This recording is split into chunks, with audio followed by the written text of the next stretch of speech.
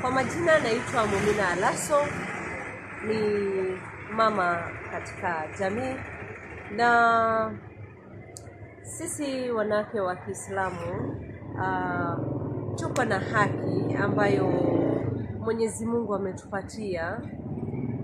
Kitu cha kwanza, wanawake na wanaume wote tuko sawa mbele ya Mwenyezi Mungu.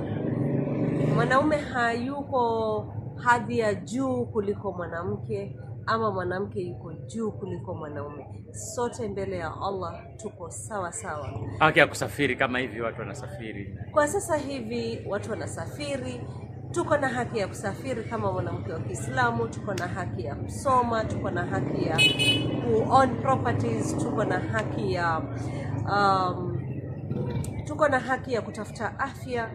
Na wakati wa Mtume Muhammad sallallahu alaihi wasallam, Bi Aisha radhiallahu anha alikuwa katika mmoja wa women scholars, na even male scholars used to learn from her and get even consultation from her.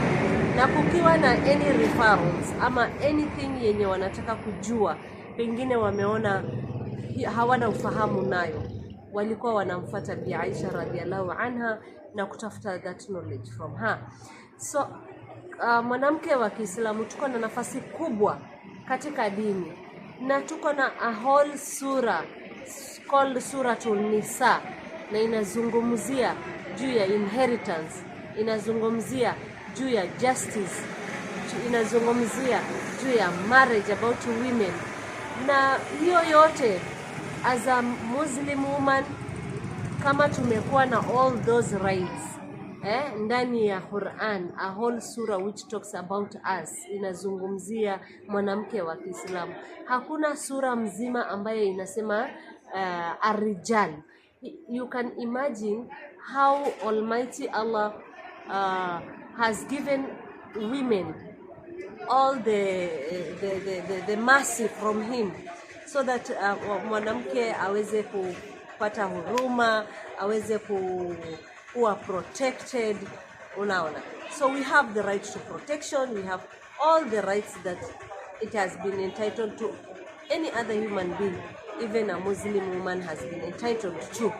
So utasikia mtu anakuambia, mbona hawa wanawake wa Kiislamu wako hivi na hivi? Mwanamke wa Kiislamu ako na haki tena kubwa sana katika ndani ya Quran, na it's Almighty Allah himself that has bestowed upon women. Don't feel that you are marginalized. We are not marginalized. As women, we have all the powers. We have the right to lead, we have the right to education, we have the right to teach. Tunakuwa madaktari, tunakuwa walimu, na ilianza wakati wa Mtume Muhammad sallallahu alaihi wasallam. So sisi wanawake tuko na nafasi kubwa sana katika dini ya Kiislamu. Lingine ambayo pengine ningependa kuongezea, tusijione tumedhalilika ama tusijione tunadhulumika. Wakati ambapo tunahitaji justice, let us look for justice. Whenever we need we want education, we look for education. It's only that some challenges do occur kwa sababu some cultures ndio ina marginalize the women. The religion is very very different from the cultures. Na the culture Islamic religion ina discourage those cultures ambazo ni cultures potofu ambayo ina discriminate women. Sawa.